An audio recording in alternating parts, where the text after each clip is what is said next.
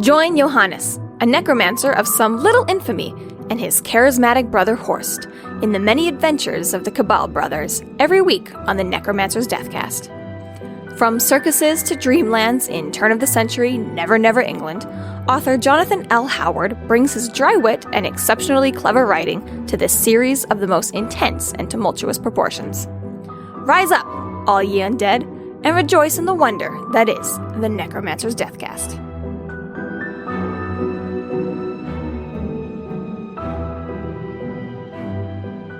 Welcome to the Necromancer's Deathcast, brought to you by Free Flow Rambling.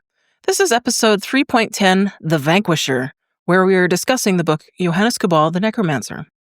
My name is Tanzin, and I'm joined by Amber. Hello. And Jess. Hi!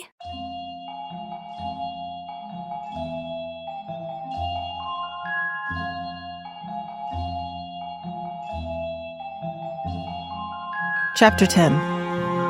The Carnival comes to Penlow on Thurse, only to surprise and amaze, with a new station and a resurrected station master. Frank Barrow quickly takes a distrust of Johannes despite Horst spinning a hero's tale.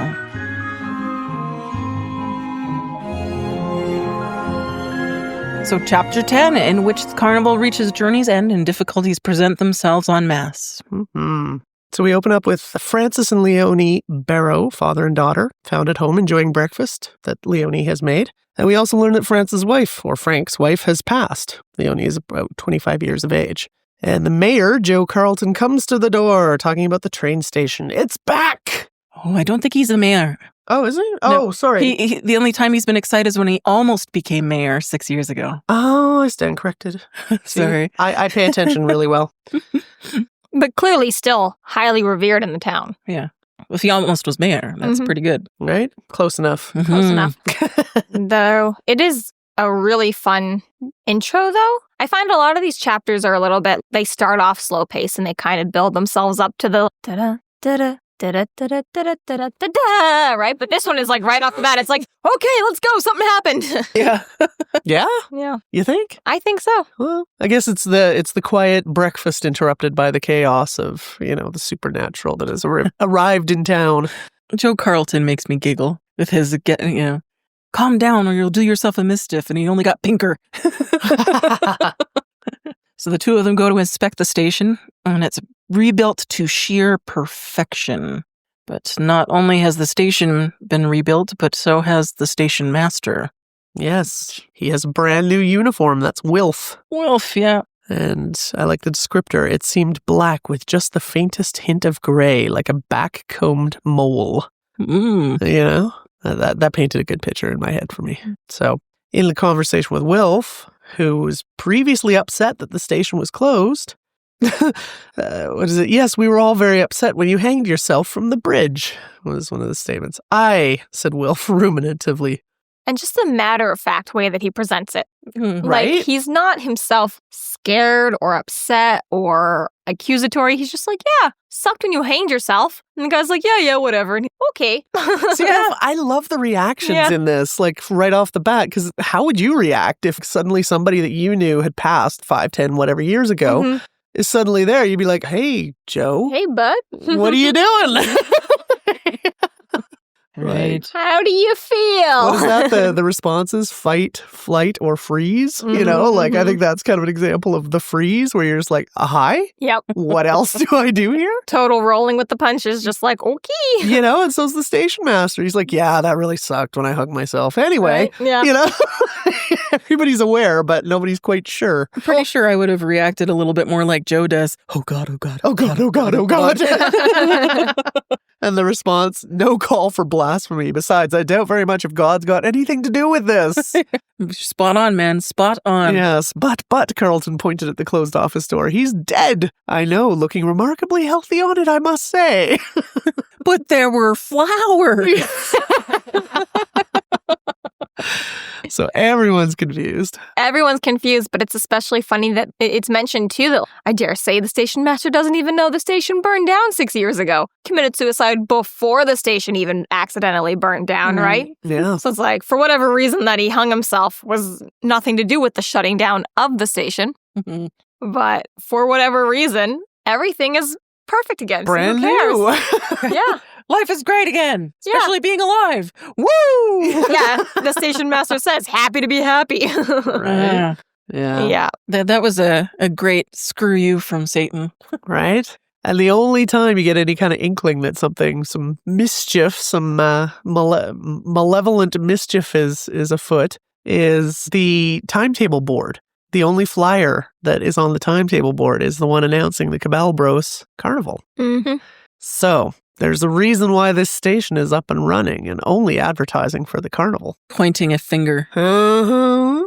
There's a comment that the station was built even before that they were able to have photography that could capture the station being built. I don't know what the exact time period was, but I would still place it like 100 years before this. Never, Never England, even though Never, Never England isn't quite real life and isn't quite specified. Yeah, that's How old is even the station then? Well, and that's that, like, back then it would have been because, like, I'm thinking about the Victorian photography of, like, Memento Mori, like, when they would take the photos of, like, the people who'd passed as, like, a way to capture. That was Victorian. Right? So I'm just... I mean, that's what I say. It's like, it's plate photography, daguerreotype. It was very sort of, pinhole camera style, if anything, but... That's why I'm so curious, is like, just how old is this station? Yeah. If this is even predating photography, or is it just photography in, like, accessible photography? Like... Yeah. Well, I don't think they had cameras on their phones at that point. Yeah. Oh, no? No. Oh, weird. I know. When did they invent those? After I was born. Okay. Yeah. So, like, at least 100 years ago. I was going to say, yeah. At least 100 years I was like, I already said 1800s, but more do you need? Well, and here's something, too, that I just noticed. So, yes, it broke your heart when they closed down this line and tore up the rails. So, we have some reason as to why he potentially committed suicide, the station master. So, it wasn't that the whole station burned down and thus... So, like, obviously they closed it. They closed down the line, tore up the rails. He committed suicide. The station burned down. Right. That's kind of the chronology from what I understand. There was a moment when I thought that maybe this train station had to do with the soldier we met earlier on, right? Because that was another train station that was shut down and been taken off the line. Ghostly. But which the Cabal, well, I guess the Carnival itself didn't pull up. Cabal just walked up to it because he needed to use the line. Mm-hmm. But for me, like, there was a moment when I thought that this was the same location or whatever like that Cabal had just kind of like brought back into existence and made running again just because. Right. So there was a moment when I was like, wait, haven't we done this already? But turns out no. We've been to ghost train stations before, it seems. How many ghost trains are there? Actually, I sent a link to Tanzan. There's an article, like all these different train stations and like ghost stories about railroads and haunted trains. And apparently there's quite a history of people getting freaky over trains. Like, makes sense. Mm-hmm. So the town gravitated en masse to the station that hadn't been there as anything more than charred beams and blackened piles of bricks even 24 hours before. At dusk, the town begins to assemble. Mm-hmm. So the train begins to arrive. Now, this is very cool. I imagine if you've got this entire town just slowly wandering up to these tracks, like our station is back, our station master is back, even worse. I would absolutely be like the apocalypse? Yeah, like mouth open, like horror. I mean, using the horrible train metaphor, like you cannot look away from a train crash. Like, yeah, I would be absolutely, I've got to know. I'm terrified, but I've got to know. So just imagine this entire town just like slowly gravitating towards whatever the fuck this is going to be. Well, and then this ominous description of the train itself coming in. I loved it. Yes. And then it appeared, a great monstrous beast of steel and fire. Sparks flew from its smokestack as they once did from pyres of martyrs and witches, swirling into the dark sky like fiery gems on deep blue brocade. The train's whistle blew, the triumphant shriek of the great predator that has found the prey, and the hooting grew louder and clarified into a horrid, disjointed tune played upon the steam calliope in the fifth car, a death dance for skeletons to spin and stagger to. Like, just everything painting this. Yeah.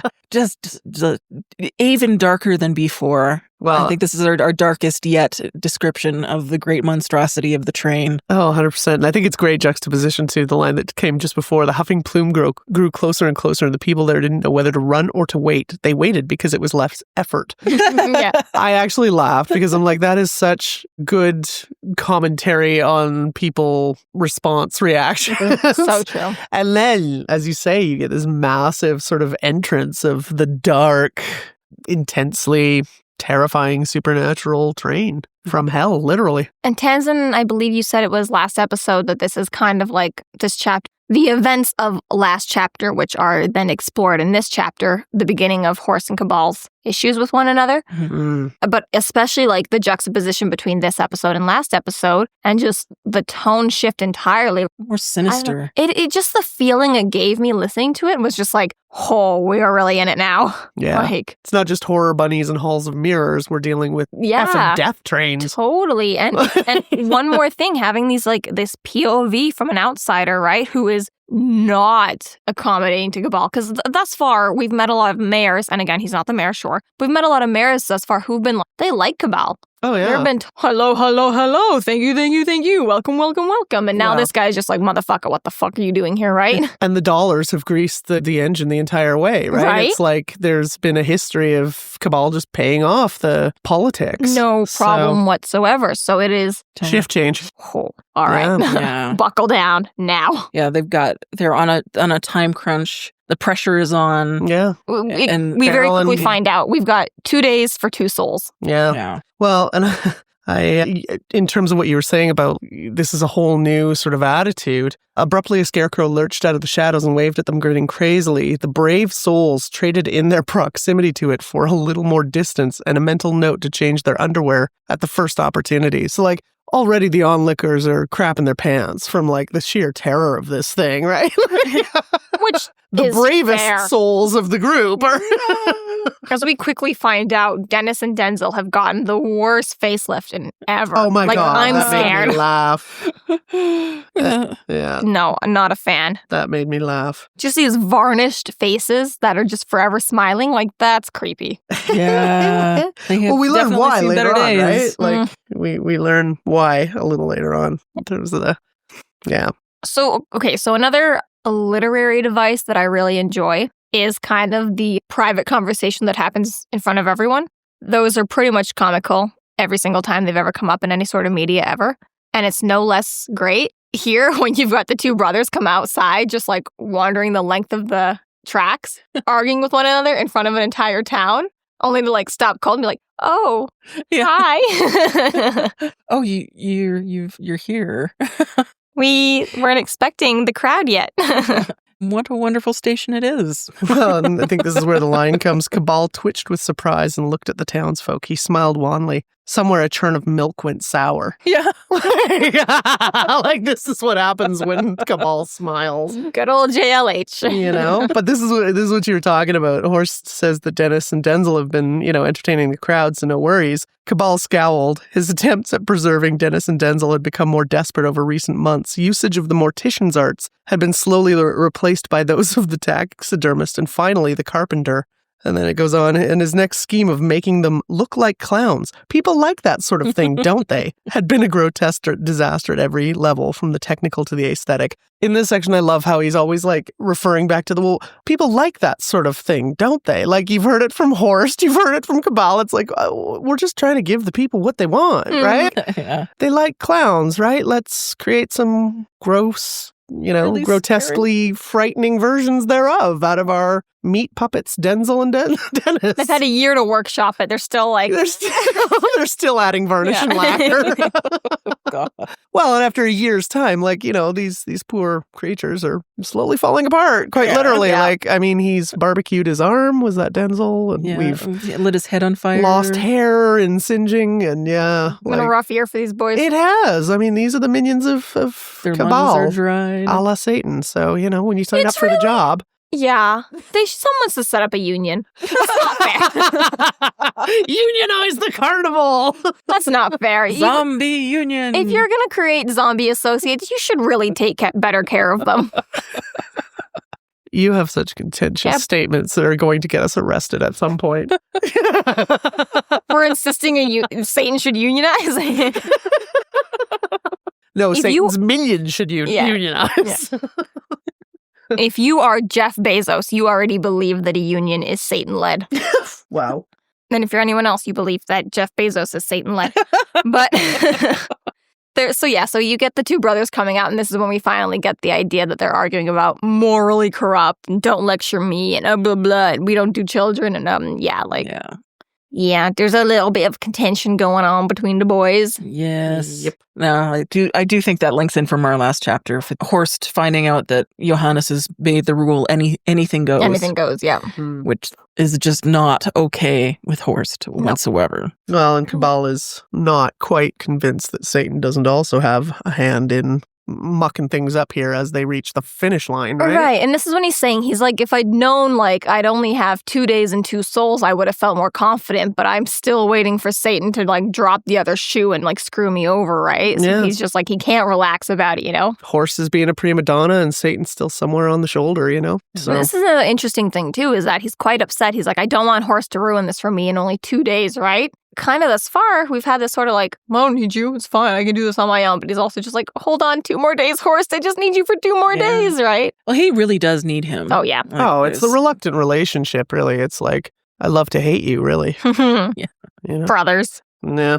So this is another point, too, when he's upset about, still needing 2 souls in 2 days. And he's like, typically speaking, I would do whatever possible. Like, it shouldn't be too hard to get only 2 souls and blah, blah, blah. But I'm still waiting for, both Horst and the devil to fuck this up for me, right? But it kind of makes me think back, like thinking about like Rachel or Timmy or even Dennis and Denzel. Like, there's been a handful of people thus far that he didn't get souls from. And I'm like, do you kick yourself for shooting Dennis and Denzel at the very beginning? Like, what if you just had them sign instead of shooting them and being just so quick to the punch? You'd have been done then. But... Well, and I think there's a learning curve as well to any skill, right? And I mean, is soul reaping any different? Like, it's... Don't come by it naturally. even the first soul reaping, I'm trying to remember who it was, but like, that was awkward because here we got Cabal, or one of the early chapters, like... Oh, right, that was one of the guys... trying to figure out whether it was the Carnival's responsibility to get the thing signed, or like, how does that relationship work between me, the one who's indebted to Satan to get all these souls, and the Carnival, which is supernatural and supposed to aid me somehow. So I mean, there's a learning curve. Right. You can't blame a necromancer for trying. I can. And we have a bit of a standoff. Like, not only is Cabal Johannes having some issues with Horst, but then we got Barrow in the mix. And yeah. Horst is trying to razzle-dazzle them. Spin his tail spinning of heroism. And Barrow asks, why have you come here? He caught Cabal's eyes, and Cabal had an uncomfortable feeling of imminent trouble. There's some really good foreshadowing there. Yeah. And then it goes on as he says, to bring you under an excitement and family entertainment. The response is, you've already done enough to astound this town, said the man. There was a mutter of agreement. So, yeah, there's a bit of trouble in the mix now that Barrow's here and questioning things. Right. Well, this has got to be the first level-headed character we've really met. Because we've met some good people and we've met some resistant people, but this is the first one who's been resistant and good. I just really respect him, this character, for just being like... He doesn't seem like a caricature where there's a number of other ones that seem... Totally. Like, this is like a level-headed guy who's not falling for it. Yeah, but in the point, a lot of the people we've met so far, they're just stupid or they fall easily, or even if they're good, they're more like Rachel and they're too timid to stand up and say anything or think for themselves, or if they don't like Cabal, they're just too meat-headed about it and it doesn't matter anyways, or like even like the other Carnival proprietors, right, who he had an issue with that were just, devils in disguise. But even when he was dealing with that sort of mob, they were still beneath Cabal to a point. This is the first time that it seemed like a real true equal. He's met his match, yeah. I appreciate it. Glad to meet you, Mr. Frank Barrow. I don't like Frank Barrow. You can like him. I will. Just like you like Timothy. Me and Timothy and Frank Barrow. I understand. Skipping through the daisies. No, give me Cabal any day. Yeah, Johannes is just unnerved by the news that when he realizes how he's been fooled by Satan with the station master, or the station coming back and the station master coming back from the dead, and does not know what to do. He is utterly just lost. Yeah. Well, and I like, when Barrow's saying this place, this is what you've done. And Cabal's first reaction, and a fine station it is, too. He wasn't quite sure where this was going, but it never hurt to flatter the yokels as to how marvelous the lean-to cattle sheds they called their town were. I think this is a great example of, like, the hubris that, like, Johannes ends up falling into every single time. It's like, oh, those sheeple. You know, they're so easily fooled. And it's like, careful, buddy. You might find one that, you know, like you say, he might be your match. Overestimate everyone or underestimate everyone. You know, like the lean-to cattle sheds. Like, wow. That's not full of judgment, Johannes. Rude. Like, this is a town you're talking about. These people are proud of their cattle shed. Well, then he actually realizes, well, actually, that is quite a magnificent structure. Well, that's on top of it, too, is like this has already been claimed to be like not only magnificent, but it's so brand new, it almost looks like it was built today. Like, yeah. Well, and it was smug. Totally. Like it was proud of itself. Right. I like that. And again, even when Barrow says, he's like, well, actually, this didn't exist 12 hours ago. Cabal is like, oh, and yeah, like that totally, again, freeze and doesn't know what to do. And blank. Everything is blank. There is no solution now. Yeah. Well, and here's where we see like that satanic influence because no line, how could their arrival be planned in that case? Penlow on Thurse was clearly marked on the map as an operational station. So here we see Cabal's second fear coming up, which is Satan shenanigans. Yes. Right? Like, this wasn't even my supernatural doing. Like, this is not something I do, recreate entire stations and station masters just so my carnival can come into town. You'd think that actually would give him away as... So, like, here we do definitely see that influence of Diablo. Satan had the game right from the start. You know? Yeah. Yep. So he had reason to worry about the last minute shenanigans. You just can't trust that Satan guy. Weirdly enough, I don't know how many books they're going to write about that. That's every damn time. You think people would learn. Even we said at the beginning of the book, like when he's marching into hell to make a deal with Satan, and it's enough intrigue for Satan to be like, all right, let's do this. And even for the audience, you're looking at this, you're like, yeah, who has the gall to walk into hell to do this? Like, it really is like, yeah, Cabal, you might be the guy to out-trick Satan, but time and time again, it's just like, idiot, stupid, you thought.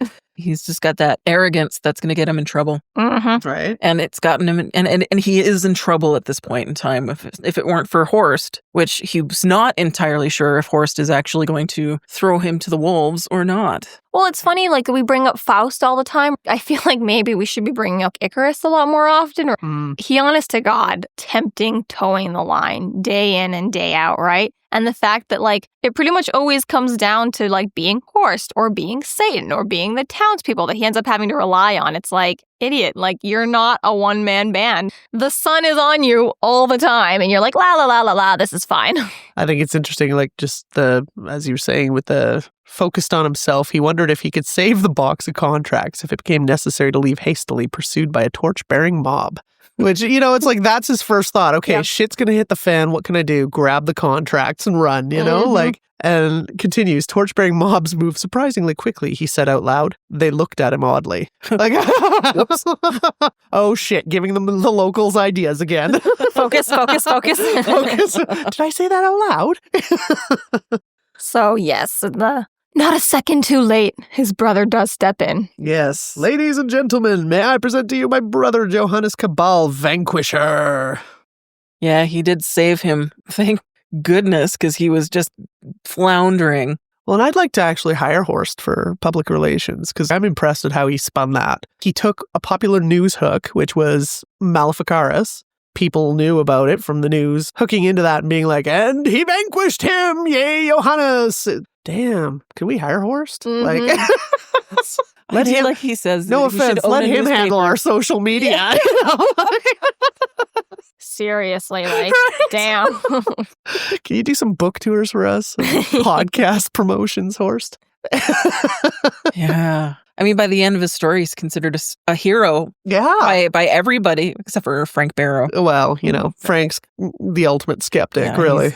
He's got a good head on his shoulders. Something's fishy here. Yep. But to be fair to Horst, I mean, not to say that he doesn't lie, but Johannes is the one who killed Maleficaris. Like, it's not a lie. Right. True. But the spinning of the mother coming up. And well. Why didn't you burn him? Listen, Yeah. if that's Barrows for being pushy about the information. Except the first story, they wouldn't have to come up with the second story, okay? Well, and I think that speaks to the crowds that they've previously been dealing with, which is, oh, shock and awe, and they go, oh, absolutely. Yeah. Whereas, like, now we got the skeptic going, wait, if Maleficaris is vanquished, how on earth did he create a new station and station master, right? So it sort of speaks to the quote-unquote yokels from before, that Cabal was so accustomed to dealing with for the last 360 some days. I also really like in Horst when he was explaining the respect, and he was talking about the respect and sympathy for Rufus's grieving mother.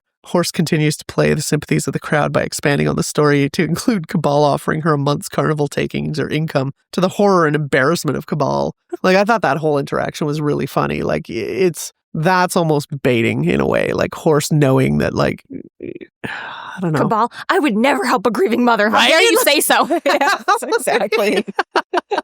Well, that's it exactly. It's like, he's just painting a really thick layer of BS on the crowd. And Damn, now I have to live up to this. Oh God, I would never do this. What the hell is my brother saying? It's especially funny when you try and build up a name for yourself as a necromancer, but then you have to go around and build up this new name as being like a very like great, trustworthy Vanquisher or whatever like that. And he's like, oh my God, how am I going to I need this right now, but how am I going to fix my image next week when I don't need this? Like, right?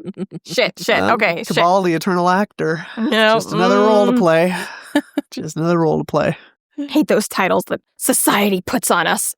Necromancer, Vanquisher, Antihero. I just can't keep up. Wait till the guild hears about this. See? Now, if you would sit down and watch Dr. Horrible's sing-along blog, you'd realize, like, press is everything. I did. Oh, you did watch it? Oh, yeah. Oh, good. I listened to you, Jess, even though you don't listen to me. Oh, well. It's okay. That's fine. I'm okay with this one-sided relationship. Good. It's not going to end. I figured. She loves me. She really loves me. I followed you on Twitter, didn't I? Now that's love. Yeah. You know how many people's opinions I don't care about? Yeah? All right. Oh, that's wonderful. Good times. Good times. Always had. All right. I think that's it. Chapter 10. Only 6 more to go for this book, which is crazy. Whoa. Yeah. See, and that's funny because it's like I get to this chapter and I'm like, I feel like it's so close to like the end. I'm right? Like, yeah. Like we're only, 10 in? Yeah. I had to check, though. 6 like, more to go? Like, we're a little over half. The chapter ends with, like, that man is going to be trouble. Yes. And for me, like, I totally felt like, well, that's it. Like, next chapter's climax. And I checked and there was still, like, 6 more chapters. I was like, shit, like, I don't remember it being, like, that drawn out. Like, yeah. But, hey. Oh, it only gets better from here. Climax. That boulder. Don't yell that too loud. Slowly building up speed. Okay. On to more serious topics. Well, and Horst is so clever. He manages to use that, give a little jibe to Johannes by being like, it's a necromancer. Yeah. And a necromancer can do anything.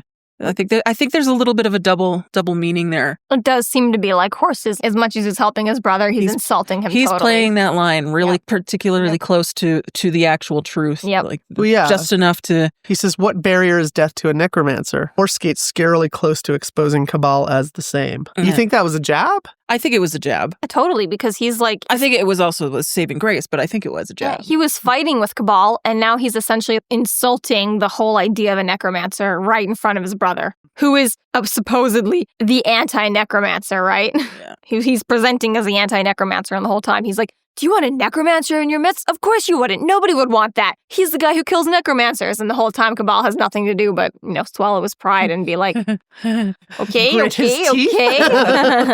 Very well. As much as like we've seen before that Cabal has no choice but to trust Horst, this seems to be like one of those moments too when like he really doesn't know, should I keep trusting him? Like he doesn't know how the sentence is going to end. And yet he's also just frozen and like, I don't have any other plan. Like my only options are to trust him because I don't have a plan B. if he turns on me right now, I'm done for. Well, and he doesn't have the charisma. He doesn't have the crowd control that Horst naturally does. Like, that was one of the main reasons why Horst was brought on to the Carnival to begin with, because Horst understands what people like. Yeah. He's got that natural affinity. So when the crowd is questioning your intentions and morals, here, charismatic brother, go talk to them. And I think having this argument between the two brothers right at the same time that the last two souls adds just another lovely layer of tension and conflict to the storyline itself. Like, I think it just aids to that pressure that we all feel like when we're reading this going, is he going to be able to do it? Is he going to be able to make it? Now we also have a skeptic that's quite clearly not falling for the bullshit. Mm-hmm. So time is ticking, the pressure's on, layer upon layer of challenge. What was this all for? Yeah, absolutely. But that's it. Like, when you're running the marathon, it's like it's always the last mile that is the painful one, right? Like, yeah. And with the clock ticking, this is literally life or death. Shut up and do it. 363 days to prepare for this. Yeah. Just to have it potentially go at the last. Yeah, so right at the end there, Cabal kind of takes his second attempt with Frank Barrow and attempts to smooth things over and get a read on him. And it does not work out very well. I was surprised how much he just basically showed him his cards. I mean, it really levels the playing field right now and sets up an entirely new game in this moment, because it's just... What do you mean shows him his cards? He could have been really very false with Frank. Okay. But he's basically like... He's issuing threats without threats. Because I'll read is that it? No threats? Threats, Mr. Barrow, are the preserve of blowhards and cowards. I am neither. He walked back to Barrow until they were toe-to-toe. I don't even give warnings. He turned on his heel and walked away. By and large, said Barrow, too quietly for Cabal to hear. Then he turned too and walked backwards towards the town. As the two walked away from each other, both thinking the exact same thing, that man is going to be trouble. I think that was a very unveiled threat, like, hence why Barrow is like, yeah, you do give warnings. You just gave me one right now. Well, essentially, Cabal walked up to him and he was like, look, I am here for trouble, but I'll be gone in 2 days, so shut up until then. And Barrows was essentially like, no, we're going to have a problem, prepare for a problem. Or you could just leave my town. Yeah, well, exactly. He's like, I'm not going to roll over. How about you leave? And Cabal's like, well, I'm not leaving. And Barrow's like, well, I'm not accepting you. And they're both like, okay. Yeah. It was a very gentlemanly standoff. This concludes our episode 3.10, The Vanquisher. Thank you for listening. You can find us online at freeflowrambling.com and necromancers.ca. There we have links to our other podcasts, social media, and other fun tidbits. Please subscribe if you like what you're hearing, and please consider supporting us through Patreon to keep the undead alive and to see more content. We are Free Flow Rambling, and remember, reanimation is trending.